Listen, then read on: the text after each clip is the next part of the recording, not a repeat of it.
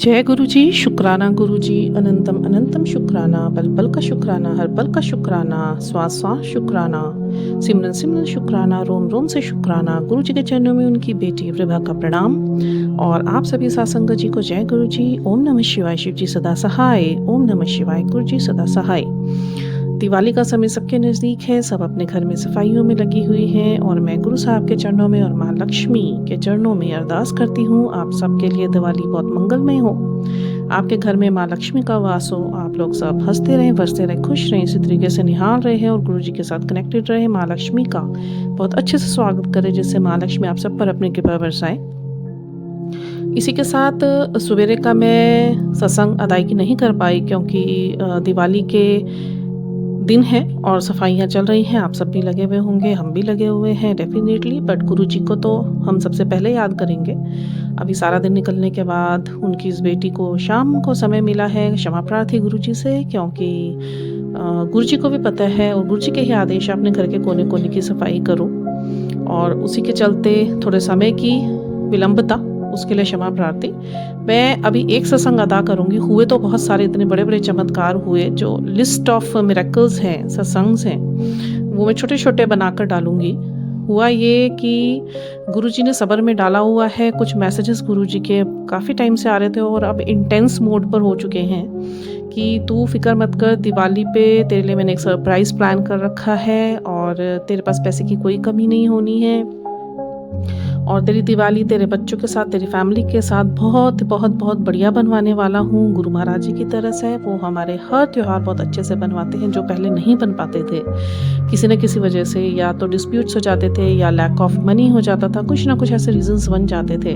But जब से गुरु महाराज जी ने हमारा हाथ थामा है, हमारा कोई भी त्योहार मतलब बिना सेलिब्रेशन के या एन्जॉयमेंट के या हैप्पीनेस के वो नहीं जाता है और सुकून से जाता है, बड़ी शांति से जाता है, संबंधों में शांति, वातावरण में शांति और त्योहार का माहौल लगता है। ऐसा नहीं लगता कि individually we are celebrating something, it's like कि हम लोग अच्छे बड़े लेवल पे सब कुछ सेलिब्रेट कर रहे हैं। अभी करवा चौथ भी होकर गया, गुरुजी ने इतना सुंदर करवा चौथ बनवाया, मेरा कुछ मन नहीं था खरीदने का, उसके बावजूद भी मेरे पास एक साड़ी पड़ी थी। गुरुजी बार-बार मुझे वही भाव डाल रहे थे कि विभा उठ, इस वाली साड़ी का तू ब्लाउज़ लेकर आ और इसे पहन, तेरे पास सब कुछ पड़ा हुआ है, किसी चीज़ की कोई कमी नहीं है। एक बात मैं बड़ा स्पेशली जोर डालकर आप लोग को हाइलाइट करके बताना चाहती हूँ। मुझे नहीं पता गुरुजी महाराज बार-बार देखिए फाइनेंशियल क्राइसिस सबके साथ चलते हैं, ups downs parts of life. उससे घबराना तो कुछ नहीं है और जब से गुरु महाराज जी ने हमारा हाथ थामा है, घबराहट या डर नाम की कोई चीज़ हमारे अंदर बची ही नहीं है, लेश मात्र भी नहीं बची हुई है। हाँ, कभी-कभी सब्र जवाब देने लग जाता है और जब गुरु महाराज जी देखते थे कि हमारे बच्चे अपने सब्र को खो रहे हैं और गुरु महाराज जी के उसी समय मैसेजेस आने स्टार्ट हो जाते हैं, बेटा हिम्मत रख, तेरे लिए मैंने सारे इंतजाम कर दिए हैं, तेरे पास पैसों की कोई कमी नहीं है। बार-बार गुरु महाराज जी एक ही बात कहते हैं, प्रभा तेरे पास पैसों की कोई कमी नहीं है, मैं तुझे किसी चीज़ की कमी नहीं होने दूँगा, कुछ वक़्त है निकाल ले, कुछ तुम्हारे कर्मास हैं, कुछ लोगों की बुरी नज़रें हैं, कुछ ब्लैक मैजिक का इन्फ्लुएंस है, कुछ तुम्हारी सेल्फ घर की जो चीज़ों की नेगेटिविटी है, बस मैं उसे सँभाल रहा हूँ। अभी दिवाली आ रही है तो तेरे ऊपर किसी ने बहुत बड़ी क्रिया करी है ताकि तेरी फैमिली पनप ना सके और ये ब्लेसिंग्स तुझ तक पहुंच ना सके, क्योंकि तुमको तो नहीं पता बट जो करने वाले होते हैं, जिनसे करा रहे होते हैं, उनके पास सारी खबर होती है आपके पल पल की। वो जिस चीज़ से आपके ऊपर भी ब्लैक मैजिक कर रहे होते हैं, चाहे आपकी फ़ोटोग्राफ है, चाहे आपके बाल हैं, बालों को लेके भी गुरु महाराज जी ने बोला कि अपने घर में मेरे को मैसेज आ रहे थे, तेरे घर में फिर से बाल ज़्यादा दिखाई देने लग गए हैं। टाइम टाइम पे झाड़ू मार के उन्हें इकट्ठा करके कागज़ में लपेट के और उन्हें अपना डस्टबिन में ज़रूर डालो, बाहर नहीं छोड़ना है उसे, क्योंकि सबसे ज़्यादा क्रियाएँ बालों को लेकर की जाती है, कपड़ों को लेके की जाती है, फ़ोटोग्राफ्स को लेके की जाती है, आपकी यूज़ करी हुई चीज़ को लेके की जाती है। तो गुरु महाराज जी ने साफ बोला है, किसी को यदि आपने कुछ अपना देना भी है, इन दिनों सफाइयों में आप अपने कपड़े निकाल रहे हैं, तो उन्हें सेंधा नमक के पानी में से पूरा जो ड्रायर में से निकाल के धो के तब आप दीजिए, अपनी ऊर्जा को उसमें डिफ्यूज़ करके दीजिए। मुझे नहीं पता, मैंने ये बोलना नहीं था, गुरु महाराज जी ने मेरे मुँह से बुलवाया है। स्पेसिफ़िकली किसी के पास जाना होगा ये मैसेज, तो आप इस चीज़ का ध्यान रखिए। मेरे साथ जो ये हुआ फाइनेंस को लेकर हुआ, बहुत ज़्यादा इस टाइम पे त्योहारों की लड़ी लग जाती है तो आगे पीछे बहुत ज़्यादा खर्चा हो जाता है, सबका हो जाता है। तो इस टाइम पे दिवाली शब्द तो कम सुनाई देता है, दिवालिया ज़्यादा सुनाई देता है, क्षमा करें गुरु महाराज जी मुझे। मतलब बैक टू बैक इतने त्योहार आ जाते हैं और गुरु महाराज जी की कृपा देखिए, कमी किसी चीज़ की गुरु महाराज जी ने छोड़ी। हम लोग बेवकूफ़ हैं, हम लोग उनकी डिवाइन टाइमिंग का वेट नहीं कर पाते, हम लोग अपना सब्र खोने लग जाते हैं। जितनी मर्ज़ी हिम्मत रख लो ना कुछ अगर ऐसा खर्चा आके सर पे खड़ा हो जाता है ना, जहाँ पे हेल्पलेस फ़ील होना शुरू हो जाता है। एक आस तो नहीं जाती कहीं भी कि गुरु महाराज जी परस्पर हमारे साथ हैं, और आज तक उन्होंने कोई खर्चा रुकने नहीं दिए, इतने बड़े-बड़े नहीं रुकने दिए, तो ये तो क्या ही चीज़ है। वो तो हमारे एंटरटेनमेंट के लिए गुरु महाराज जी हमारे कुछ भी कर देते हैं। कहीं किसी हद तक भी जाके भी हमें प्रसन्न करने के लिए, अपने बच्चों के ऊपर अपनी दया करने के लिए हमेशा विराजमान रहते हैं। पहले तो इन्हीं सभी बातों का बहुत-बहुत शुक्राना है मेरे गुरु महाराज जी का। मैं 2 दिन से बड़ी विचलित हो रखी थी। I was talking with my daughter कि how will do all this, मतलब लॉट्स ऑफ खर्चाज़ आर कमिंग, और बजट थोड़ा-सा डामाडोल हो रहा है, तो what will do. Guru Maharaj जी तब भी मैसेज आए जा रहे हैं, तेरे पास पैसिਆਂ ਦੀ कोई कमी नहीं, तेरे ਕੋਲੇ ਪੈਸਿਆਂ ਦੀ कोई कमी नहीं है, तू चिंता ना कर, मैं बैठा ਹੋਇਆ, मैं सब ਸਾਂਭ ਰਿਹਾ, ਕੁਛ ਟਾਈਮ ਹੈਗਾ ਕੱਢ ਲਿਓ, ਦੀਵਾਲੀ ਦੇ ਬਾਅਦ ਮੈਂ ਤੈਨੂੰ ਮਾਂ ਲక్ష్ਮੀ ਦੇ ਨਾਲ ਬਲੈਸ ਕਰਨ ਆ ਰਿਹਾ ਹੈ, ਆਪਣੇ ਘਰ ਦੀ ਸਫਾਈਆਂ ਕਰ, कोने-कोने ਦੀ सफाइयाँ कर, जितना गुरु महाराज जी शरीर चलता मैं कर पाती हूँ। मुझे लगता है मेरा सिमरन रुक रहा है इन दिनों, क्योंकि 2-2 चैनल चल रहे हैं, वहाँ पे भी उनका रेडी करके वो भी अदायगी करनी है, और आपने जो स्किल मुझे दी है वो भी आगे बढ़ाना है, उसको अपने क्रिएटिव मोड पे भी लेकर आना है। तो मैं पूरी कोशिश करती हूँ, और दिवाली से पहले आई प्रॉमिस, मैंने काफ़ी हद तक 80% सफाइयाँ कर ली हैं, 20% जो रह गई है definitely I will do that. आप इतना हमारे लिए करते हैं, तो हमारे लिए तो बहुत छोटी सेवा आपने हमसे मांगी है, वो भी हमारी बेहतरी के लिए मांगी है। बहुत बहुत शुक्राना मेरे गुरु महाराज जी का। तो ऐसे ही मैं बहुत परेशान हो रही थी, तो आज सवेरे मतलब गुरुजी, मैंने एक चीज़ नोटिस करी है, जब जब मैं सब्र में रहूँगी तो गुरुजी सत्संग बहुत कम सुनाएँगे मुझे। क्योंकि वो नज़र रखे हुए हैं ना, वो हमारी पल-पल की नज़र रखे हुए, खबर रखे हुए हैं, तो उन्हें पता है कि अभी ये सब्र में है, हिम्मत में है, खुश है। ज़्यादा सत्संग नहीं आएँगे, छोटे-छोटे आएँगे, 2 मिनट के, 7 मिनट के, 10 मिनट के। मेरे को बड़ी हँसी भी आती है इस चीज़ का, गुरु महाराज जी कैसे रेगुलेट करते हैं सब कुछ। अमेज़ भी होती हूँ, मतलब how is regulating all this. और उसके बाद मैं जो 2-3 दिन, 4 दिन से बड़ी परेशान हो रखी थी, क्योंकि गुरु महाराज जी ने मुझे कहा था तेरे ऊपर 3 दिन बहुत भारी है, किसी चीज़ का भी इन्फ्लुएंस बहुत ज़्यादा मात्रा में भी आ सकता है। मंत्र जाप ज़्यादा से ज़्यादा करना शुरू कर दे, सिमरन ज़्यादा से ज़्यादा कर, घर में मंत्र जाप ज़्यादा से ज़्यादा सवेरे शाम चला, ताकि इन चीज़ों का इन्फ्लुएंस तुझ पे कम पड़े, क्योंकि भूत बाधा तेरे ऊपर भेजी गई है, मारण क्रिया तेरे परिवार पे भेजी गई है। तो इसी के चलते मतलब कुछ शायद थॉट्स में वो इल्यूज़न क्रिएट करने की कोशिश करते हैं, और ये मेरा 24 साल का एक्सपीरियंस है। अब मुझे समझ आता है, जब गुरु महाराज जी ने सारा एक्सप्लेन करा कि ब्लैक मैजिक की वजह से तेरी लाइफ में इतनी उथल-पुथल मची थी, और जितने प्रोजेक्शंस हुए थे, जितनी क्रियाएँ करी गई थी, वो ब्लैक मैजिक का ही सारा इन्फ्लुएंस था। और उस टाइम पे कुछ ऐसा मंत्र जाप से जुड़े नहीं थे, तो बहुत ज़्यादा उसका इंटेंस प्रभाव था हमारे जीवन पर। बट अब गुरु महाराज जी ने हमें सब कुछ सिखा दिया है, तो उसका कुछ मतलब 100 में से 1% 2% का पड़ता है, वो भी हमारे इमोशंस पे अटैक करने की कोशिश की जाती है। इस वर्ड को दोबारा सुनिए, आपके इमोशंस पे अटैक करने की कोशिश की जाती है। आपको इल्यूज़न में डाला जाता है कि आप किसी न किसी तरीके से कुछ बुरा सोचिए, और आप अपने गुरु महाराज जी का हाथ छोड़िए या ईश्वर का हाथ छोड़िए। बिल्कुल नहीं छोड़ना है, मैं भी नहीं छोड़ूँगी। इतनी आगे तक गुरु महाराज जी लेकर आए हैं, इतनी कड़ी मेहनत उन्होंने हमारे ऊपर करी है, हमें बंदा बनाने के लिए। मैं मरते मर जाऊँगी, मैं बैक स्टेपिंग नहीं करूँगी। मेरे को इन 2 कौड़ी के लोगों से कोई लेना-देना है, जो काले, पीले, नीले तंत्र-मंत्र करके आज इनका चालाकियाँ चल रही हैं, खुश हो रहे हैं। कल इन्हीं के ऊपर पूरी पोटली बंध के इनके सर पे जाने वाली है, इनके परिवार पे जो भी गुरु महाराज जी होगा। मुझे कुछ कहना नहीं, उनके कर्मा उनके साथ, जो कर रहे हैं वो भुगतेंगे, जो दे रहे हैं वही उनको मिलेगा।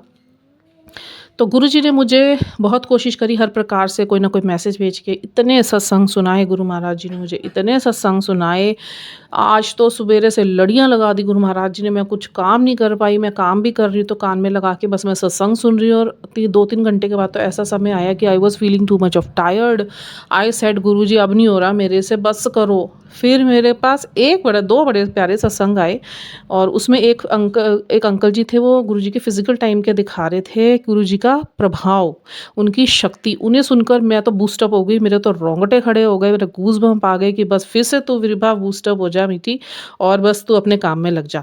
कुछ नहीं है, इल्यूजन्स है, टेम्परेरी है, मंत्र जाप कर निकल जाएंगे। एक बड़ा सुंदर सा कथा सुनाई गुरु महाराज जी ने। गुरु महाराज जी ने बोला, एक बूढ़ी औरत और एक उसका बेटा था छोटा, बहुत अत के गरीब थे वो लोग। तो उनका काम ये था कि वो गुरुद्वारे के सामने बैठ के जो भी आता जाता था, कुछ भी पैसे उनको दान रूप में दे जाता था, तो उन्हीं से उनका मन घर चलता था। एक वक्त की रोटी भी बड़ी मुश्किल से खा पाते थे।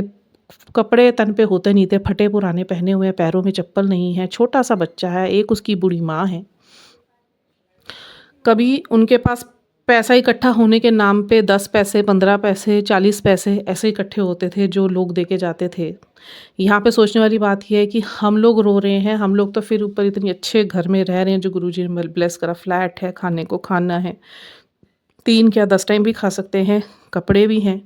ठीक है, एक अबंडेंस और प्रॉस्पेरिटी जो एक हाई लेवल की होनी चाहिए, उसका भी गुरुजी ने दिखाया कि क्या कर लोगे अगर तुम करोड़ों रुपया कमा के तुम्हारे पे बीमारियां इतनी बड़ी-बड़ी लगी हो, तुम हॉस्पिटलों में पड़े हुए हो और डॉक्टर तुम्हें वेंटिलेटर्स पे डाल रहे हैं, पागल बना रहे हैं कि ले आओ जी इनका इलाज हम कर देंगे, बंदा मार के वापस भेजेंगे, करोड़ों रुपया भी ना तुम्हारे को सोने देगा ना ठीक होने देगा। क्या करोगे ऐसे पैसे का? सिमरन करो, मंत्र जाप करो, ईश्वर के प्रति समर्पित रहो, कुछ मांगो नहीं, मानो। बहुत सारे सत्संग में ये सुनने को भी मिले, मेरा मन बड़ा खंडित होता है। मैंने गुरु महाराज से कभी कुछ मांगा नहीं है, अरदासें करी हैं, सबके लिए करिए, सर्वदा भला।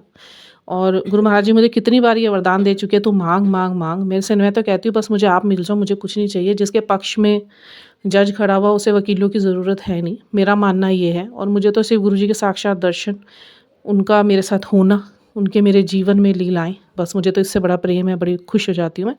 एक मेरी इच्छा बहुत बड़ी है कि बस मेरी भक्ति गुरु जी इतनी परवानगी में ले कि मैं उन्हें साक्षात देख पाऊँ, इतनी दिव्य दृष्टि मुझे दे, मैं इतनी शक्ति अपनी ऊर्जा को ऊंचा कर पाऊँ। ये भी तरस गुरु महाराज जी मुझ पे करेंगे और ज़रूर करेंगे। एक ना एक दिन मैं अपने प्रभु को अपनी आंखों के सामने जब चाहूँगी आँख बंद करके ध्यान करके उनको मैं देख पाऊँगी। इतना विश्वास मेरा भी है, आज नहीं तो कुछ टाइम बाद। करवा रहे हैं गुरु महाराज जी भक्ति, उस लेवल तक भी ज़रूर लेकर जाएं, इतनी तरस करें तो बहुत बहुत शुक्राना मेरे गुरु महाराज जी का। तो आगे उस कथा पर चलते हैं। तो एक दिन उसकी जो मदर होती हैं वो जाके बैठती हैं गुरुद्वारे के आगे, बड़ी मुश्किल से 15 पैसे या 20 पैसे उसको दान में मिलते हैं। तो वो घर आ जाती है, अपने बेटे को रोटी खिलाती है। अगले दिन फिर जाती है तो वहाँ पे उसको फिर थोड़े से पैसे मिलते हैं। तो अंदर से क्या होता है, ये क्रिया ना रोज़ चल रही है, प्रक्रिया रोज़ चल रही होती है कि वो थोड़े से जो 2-4 10 पैसे उसके पास आते हैं, 15 पैसे आते हैं, वो रख लेती है और वहीं से जो लंगर प्रसाद मिल जाता है उसे खा लेती है। कभी मिलता है, कभी नहीं मिलता, कभी भूखे सोते हैं, कभी खा लेते हैं, पेट भर जाता है। ऐसे चलते चलते काफ़ी दिन हो जाते हैं। तो अंदर गुरु महाराज जी बैठे हुए होते हैं, उस टाइम उनके साक्षात जब वो विराजमान थे तब उनकी बात है। तो वो निकल कर आते हैं गुरुद्वारे से बाहर, तो वो देख रहे होते हैं उन्हें रोज़ और ये उनकी दयनीय दशा भी देख रहे होते हैं। तो एक दिन आके उनसे पूछते हैं कि तुम जो ये यहाँ पे बैठी होती हो तुम्हारा गुजारा चल जाता है? वो कहते हैं आप देखो, आपको लग रहा है मेरा गुरु साहिब यहाँ पे कोई गुजारा चलता होगा, या मैं तो यहीं से ही लंगर खा के जो मुझे मिल जाए तो ठीक है, कभी कभी भूखे भी रह जाते हैं। उसने कहा कितनी कमाई करी? उसने कहा आज 40 पैसे करी है। तो वो जो थी बड़ी सात्विक औरत थी, तो उन्होंने वो 40 पैसे भी गुरु महाराज जी के चरणों में अर्पित कर दिए। ऐसे ही वो जो आंटी और वो जो उनका बेटा था, वो रोज़ जो भी मिलता था, चाहे 10 पैसे, 15 पैसे, 20 पैसे, 40 पैसे, 50 पैसे, वो गुरुजी महाराज जी के चरणों में अर्पित करके लंगर प्रसाद मिल गया तो खा लिया, नहीं मिला तो अपना घर आ जाते थे। जब उनका बेटा भूख लगती थी और बोलता था तो कहते बेटे कोई बात नहीं, जो पैसे थे वो हमारे गुरु महाराज जी के चरणों में गए, ईश्वर के चरणों में गए, तू संतुष्ट रह और ले, पानी ज़्यादा पी ले, जिस दिन तुझे भूख लगे तो पानी ज़्यादा पी लेना। एक दिन वो बीमार हुई तो उनका बेटा गया, भाई मेरी माता बीमार पड़ी हैं तो खाने के लिए उनके लिए कुछ लेके जाऊँ, लंगर मिलता है तो लंगर प्रसादा लेके चली जाऊँ। तो वो बैठता है वहाँ पे, फिर गुरु महाराज जी वहाँ पर बाहर आते हैं और उसको बोलते हैं। तो वो कहता माँ, उसको वो बोलते हैं कि आज तेरी माँ कहाँ है? वो कहता है मेरी माँ बीमार है। तो फिर 15 पैसे उसके पास होते हैं, वो गुरु महाराज जी के चरणों में डालता है और वहाँ से चला जाता है।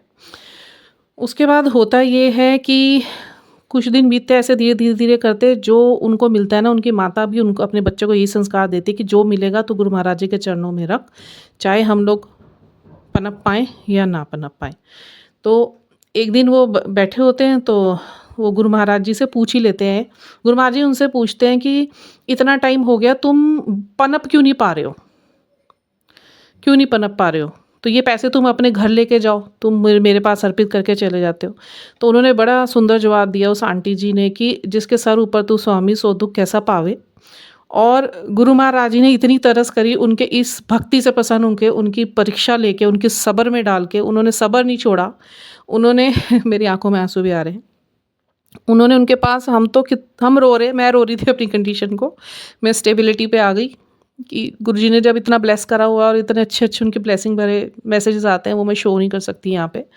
और इतना अबेंडेंस भेज रखी है उन्होंने मेरी लाइफ में। उन्होंने बोला है डिवाइन प्ले होगा तो सब कुछ मैं अपने आप दूंगा, कुछ समय अभी ऐसा है जो सुरक्षित रखा जा रहा है तेरा ये सब कुछ रिजल्ट्स, सब्र रख।